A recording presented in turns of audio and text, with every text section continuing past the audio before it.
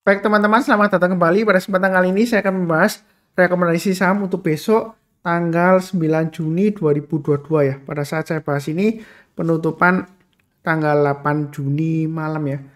Jadi ini bagian kedua. Bagian pertama tadi saya sudah bahas ada 9 saham ya. Biasanya sih 8 ya. Tadi kebanyakan kelebihan satu.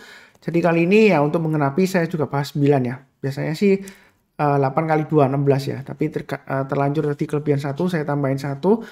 Jadi untuk bagian pertama silakan nonton ya. Yang mau nonton, yang belum nonton, Gotoh, BBCA, BBRI, BMRI, Arto, Unilever, UNTR, BP, dan BBNI. Yang bagian kedua ini saya mulai langsung dengan Medco. Medco juga saya sudah bahas sebelumnya di analisa saham harian. Kenapa dibahas lagi Pak Sunar?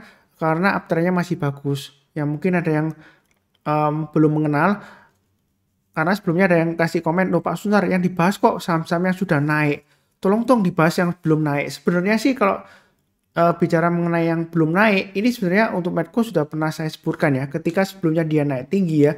Yang belum punya ya boleh aja pasang, tunggu aja buy on weakness-nya sudah saya gambarkan di area 590 dan 555 ya. Jadi ini tinggal terakhir saya sudah perpanjang di sini ya supaya lebih jelas ya. Kalau misalnya Anda takut ya kalau mau buy on weakness ya tunggu aja di area 590 atau 555 ya. Tapi mungkin 555 terlalu jauh ya. Tunggu aja maksimum di 590. Yang paling dekat kalau mau buy on weakness sih di area 625 ya. Jadi intinya kalau dia misalnya koreksi turun di bawah 625, kalau dia berhasil rebound atau mantul ke atas 625 barusan kita buy. Tapi kalau misalnya Anda nggak buru-buru, ya Anda bisa tunggu di area speed ini ya yang sudah saya gambarkan 590 dan 555. Artinya buy on weakness itu tunggu kalau dia koreksi di bawahnya, kemudian kita belinya ketika dia sudah berhasil rebound atau mantul ke atas. Kalau dia belum berhasil rebound ya kita jangan buy dulu. Ya kita bisa tunggu aja di berikutnya lagi di 555 ya. Itu yang mau buy on weakness. Jadi belinya bertahap aja. Kalau dia rebound setiap kelipatan Rp50, kalau kita mau tambah lagi silakan ya. Nah, kalau misalnya, oh Pak Sunar nggak dikasih Pak Sunar, ternyata dia berhasil naik lagi. Ya kita boleh pakai strategi buy high sell higher ya. Jadi kalaupun Anda mau buy sekarang boleh aja, buy-nya bertahap aja. Nanti kalau dia sudah berhasil breakout ke atas 675, Anda boleh tambah lagi atau average up. Target berikutnya dia akan menguji resistennya sekitar 695 ya. Ini sudah saya gambarkan sebelumnya. Dari mana 695 Pak Sunar? Saya gambarkan kurang lebih dari area sekitar sini ya. Ini swing high-nya kurang lebih sini ya. Ketika dia berusaha untuk naik, dia gagal, dia turun ya. Ya, ini areanya kurang lebih 695. Kalau dia berhasil naik lagi atas 695, maka target berikutnya di 760. Tengah-tengahnya di sini ada checkpoint ya, 720 ekornya panjang ke atas ya. Jadi kalau dia berhasil breakout lagi ke atas 720, yang mau tambah lagi atau average up ya, istilahnya gitu ya, boleh tambah lagi ya. Nah, kalau dari uptrendnya Medco ini apakah masih bisa ke 1000 Pak Sunar? Masih ada peluang ya. Itu menurut saya masih ada peluang ke 1000. Jadi sejauh ini memang uptrendnya masih cukup bagus, jadi belinya bertahap aja. Tapi perlu diingat ya, kita juga jangan terlalu optimis karena sebelumnya dia naik tinggi ya dari bawah ya. Dia koreksinya juga bisa dalam ya. Ini kan dari bawah dia breakout ke atas 510 ya. Kalau kita terlalu optimis, kita hold ya, dia akan turun lagi, testing lagi ke 510. Nanti keuntungan yang sudah kita dapat hilang semua ya. Ya kalau dia sudah terjadi gini ngomongnya gampang ya. Oh Pak Sunar buktinya naik lagi. Iya kalau dia naik lagi, kalau turun lagi malahan ya. Ya saya nggak bakalan turun nggak ya. Sejauh ini memang uptrendnya masih cukup bagus, MA20-nya mengarah ke atas. Di sini yang penting adalah fokus kepada garis-garis yang sudah saya berikan untuk acuan trailing stop-nya dan stop loss-nya dan juga area buy on weakness-nya.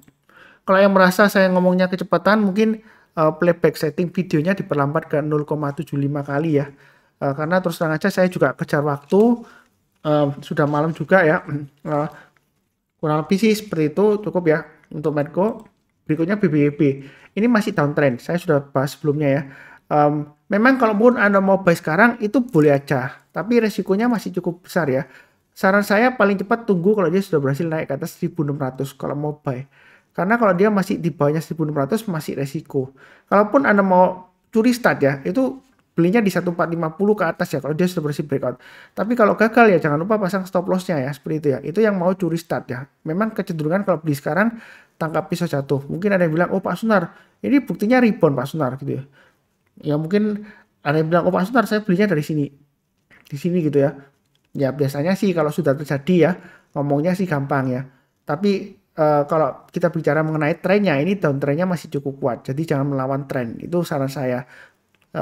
Kita harus selalu berteman dengan tren. Kalau trennya masih downtrend ya kita jangan beli. Karena apa?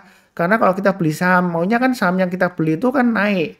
Karena kita nggak bisa short di saham ya. Dalam arti open posisi short naked ya. Dalam arti kita nggak punya sahamnya, tiba-tiba kita open posisi short ya. Nggak bisa ya. Kalau misalnya di forex ya, dia currency pairs ya, kita bisa short ya.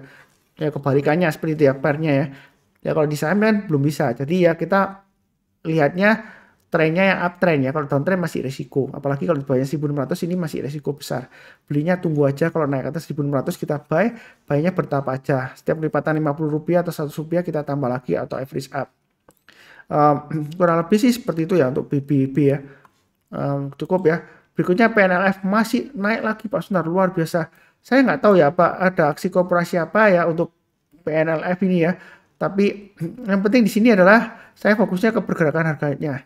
Di sini target price berikutnya di Fibonacci extension 261,8% sekitar 375-an ya.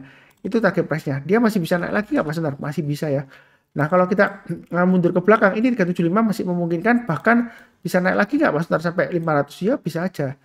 Nanti dicek ya, apakah ada aksi korporasi penerbitan obligasi, apakah right issue atau akuisisi dan lain-lain ya. Saya nggak baca beritanya satu persatu ya. Terus terang aja saya nggak ngikutin untuk PNLF ini. Jadi silakan cari info sendiri. Yang penting di sini garis-garisnya sudah saya berikan untuk acuan support resistennya ya. Jadi kalau kita perhatikan di sini uptrendnya masih cukup bagus.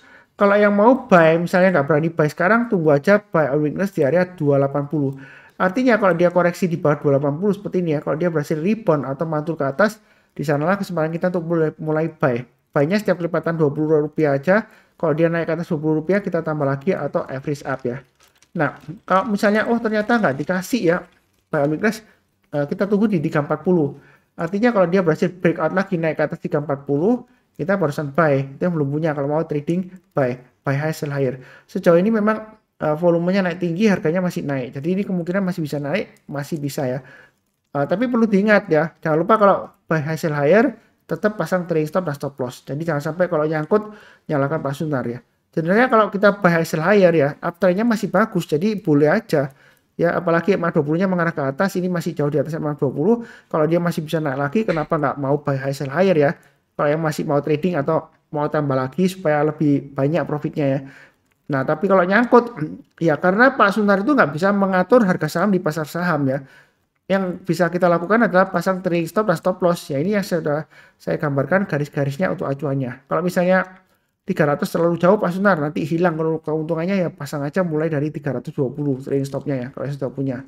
Kalau turun lagi di bawah 300, saran saya sih jual dulu semuanya ya. Ada kemungkinan dia testing lagi 280. Ini area buy on weakness-nya di 280. Kalau dia berhasil rebound yang belum punya ya boleh aja buy.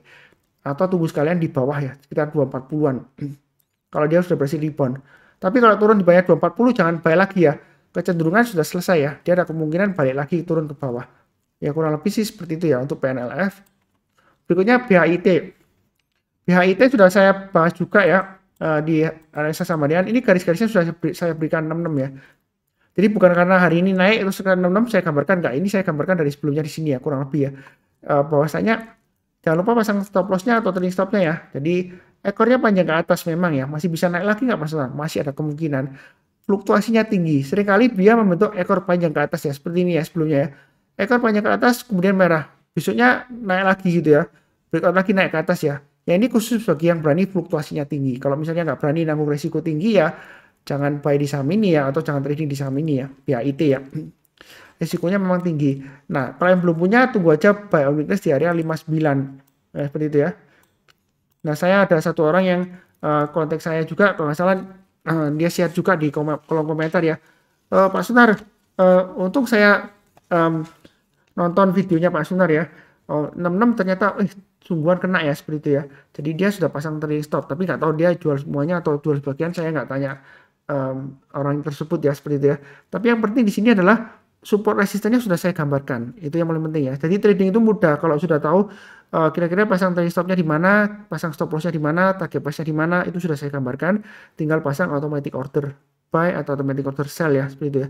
Nah, kalau misalnya buy on weakness di 59 nggak dikasih, kalau yang mau trading buy, ya kita buy high sell higher. Kalau dia masih bisa breakout ke atas 66, kita buy naik ke atas 69, boleh tambah lagi target price berikutnya di 76.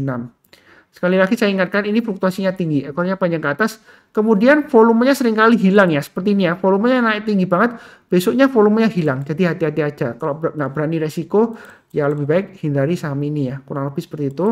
Berikutnya EMTK masih cenderung downtrend ya. Di sini memang ada area buy weakness di 1865, sebelumnya gagal Pak Sunar, ini sudah saya coba buy di sini gagal turun lagi ya. Kalau gagal turun lagi ya pasang trailing stopnya atau stop lossnya. Tapi kalau kita bicara mengenai pasang stop lossnya, ini garis berikutnya di 1725. Harusnya sih kalau sudah buy di 1865 ke atas masih belum jual semuanya ya, karena acuannya berikutnya di 1725. Kalaupun Anda beli sekarang itu resikonya masih tergolong tinggi ya, karena saya sudah sebutkan ini MA20-nya masih mengarah ke bawah. Jadi belinya bertahap aja, jangan terlalu maksud saya jangan terlalu agresif ya, belinya bertahap aja. Karena ini masih downtrend ya. Jadi memang Anda wajib takut ya, karena ini kondisinya masih downtrend ya. Apalagi terakhir dia lower low daripada sebelumnya ya. Kurang lebih sih seperti itu. Walaupun mungkin ada yang bilang, oh Pak Sunan ini stokastiknya sudah mulai golden cross gitu ya. Ya kalau kita bilang stokastik golden cross, tapi kalau kita lihat ini selalu lower low ya. Ini terakhir lower low ya. Jadi jangan memaksakan diri. Belinya bertahap aja. Kalau dia naik, kita tambah lagi atau average up ya. Tapi kalau misalnya dia gagal ya, jangan lupa pasang stop lossnya ya. Seperti itu ya. Apakah dia masih bisa naik lagi Pak Sunar? Ada kemungkinan naik, ada ya seperti itu ya. Nah kalau kita lihat di sini memang masih resiko ya, jadi bertahap aja, jangan terlalu agresif ya, kurang lebih seperti itu. Berikutnya INDF masih higher high Pak Sunar. Target price berikutnya sudah saya gambarkan di 7075. Yang misalnya belum punya, kalau mau buy on weakness tunggu di area 6600 atau 6300. Kalau yang mau buy high sell higher atau mau tambah lagi silakan. Naik ke atas 7075, target berikutnya di 7300. Itu untuk INDF. Uptrendnya sejauh ini masih cukup bagus, jadi belinya bertahap aja. Kurang lebih seperti itu ya. Nggak terlalu banyak sih yang bisa dibahas. Ini uptrendnya MA20-nya masih mengarah ke atas, harganya masih jauh di atas MA20-nya. Kalau misalnya nggak buru-buru, tunggu aja di 6600 atau 6300 ya. Kurang lebih seperti itu. Berikutnya untuk Inco. Gimana Pak Sunar Inco? Ya di sini dia masih testing resisten 7800. Sebelumnya juga sudah ada yang tanya ke saya, Pak Sunar, saya sudah ikuti Pak Sunar, untung sudah pasang trailing stop ya. Nah, kalau mau buyback tunggu di mana ya? Tunggu di 7100. Artinya kalau dia koreksi di bawah 7100, kalau dia berhasil rebound, barusan kita buy. Kalau misalnya masih turun lagi, ya kita tunggu di 6500. Itu maksimum ya. Kalau turun lagi di bawah 6500, kita jangan buy on weakness. Ada kecenderungan dia sideways-nya sudah berbalik arah ke downtrend ya. Kalau dia gagal bertahan di atas 6500. Kalau mau buy hasil higher, kalau beli sekarang sebenarnya sih nanggung ya. Sekalian breakout ke atas 7800 kita buy, target price berikutnya di 8275. Jadi setiap kelipatan Rp50 kalau dia naik lagi atau Rp100 kita boleh tambah lagi atau average up. Target price berikutnya di 8800 dan 9300. Kurang lebih seperti itu. Memang sideways-nya masih cukup bagus ya. Dia di jalur uptrend-nya. Jadi jangan terlalu agresif kalau mau buy, bertahap aja. Kalau dia naik kita tambah lagi atau average up. Tapi kalau turun jangan di average down ya. Kurang lebih seperti itu. Berikutnya untuk TCPI masih bisa naik lagi. Jadi yang ikutin saya TCPI ini garis-garisnya sudah saya berikan acuannya ya, trailing stopnya atau stop lossnya. Misalnya kalau di sini Pak Sunar saya kena trailing stop di sini ya buy-nya ya kita sudah ikutin berikutnya lagi ya. Kalau dia breakout lagi ke atas 11.500 kita boleh buy. Kalau kita perhatikan di sini kan uptrendnya masih cukup bagus, MA20-nya mengarah ke atas ya. Harganya masih jauh di atas MA20, masih bisa naik lagi, masih bisa. Walaupun seringkali bentuk ekor panjang ke atas. Jadi lebih baik sih kalau takut buy high sell higher ya, lebih baik buy on weakness saja di 11.000, atau kalau misalnya terlalu dekat ya tunggu aja di 10.175 atau yang paling bawah di 9.400. Ciri khasnya untuk TCPI ya, kalau dia naiknya itu bertahap ya, berhari-hari, berminggu-minggu dan berbulan-bulan. Tapi kalau sudah turun, dia turunnya juga bisa berhari-hari, berminggu-minggu dan berbulan-bulan dan lama ya. Turunnya juga bisa dalam ya. Kalau kita perhatikan di sini naiknya ada tinggi, kemudian turunnya bisa dalam.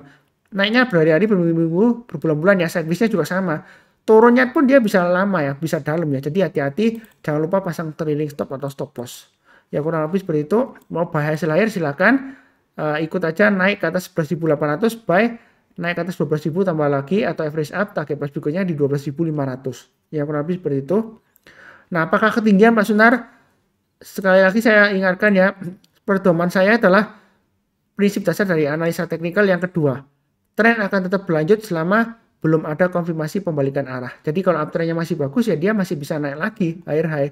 Kadang-kadang memang kalau pullback koreksi itu wajar aja ya di jalur uptrendnya ya. Jadi ikutin aja garis-garis yang sudah saya berikan untuk pemasangan trailing stop dan stop lossnya. Kurang lebih cukup. Satu lagi untuk KLPF ya. KLBF masih tetap sama sideways. Ini masih testing resistance di 1650. Kalau yang mau trading di KLBF, saran saya ada dua strategi ya. Buy on weakness di sekitar area 1565 ya. Artinya kalau dia koreksi di bawah 1565 ya seperti ini ya. Kemudian berhasil rebound, besoknya boleh kita buy ya. Buy-nya bertahap aja, setiap kelipatan Rp50 kita tambah lagi atau average up. Kalau dia nggak dikasih ya di 1565, kita buy high sell higher. Jadi kalau buy sekarang sebenarnya nanggung ya. Ini masih cenderung sideways tapi MA20-nya masih agak susah naik ya seperti itu ya. Jadi sekalian breakout ke atas 1650 kita buy, naik ke atas 1690 tambah lagi target price berikutnya di 1730. Jadi belinya sih bertahap aja, jangan terlalu agresif juga ya untuk KLBF ya. Kalau untuk investasi, harga terbaik kalau mau buy KLBF itu sekitar 1300 ya. Setiap kali kalau dia turun di bawah 1300 ya, berhasil rebound atau mantul ke atas 1300, di sanalah kesempatan untuk buy ya. Jadi tahun lalu 2021 saya sudah bahas mengenai KLBF ya untuk investasi tahun 2022 ya. Jadi masih ada juga videonya di playlistnya ya. Ini tunggu aja, kalau investasi ya tunggu aja di 1300. Tapi kita lihat ya, kalau dia berhasil rebound, berhasil kita buy, juga cek fundamentalnya. Kenapa kok dia turun? Ya kita lihat kalau misalnya nggak ada sesuatu yang jelek atau yang menakutkan ya kadang-kadang sih wajar aja ya. Lesu itu harga sahamnya turun ya wajar aja. Selama nggak ada berita buruk atau nggak ada berita jelek ya, manajemennya masih oke, nggak ada bad news, nggak ada oknum yang kena kasus ya, harusnya sih masih cukup bagus ya. Itu untuk KLBF cukup. Seperti biasanya jangan lupa cek yang bagian pertama kalau bisa, yang belum nonton, yang berminat ya. Untuk linknya dari video deskripsi di bawah ini. Seperti biasanya saya doakan selalu semuanya selalu sehat, damai dan sejahtera selalu. Amin. Terima kasih banyak. Sekian.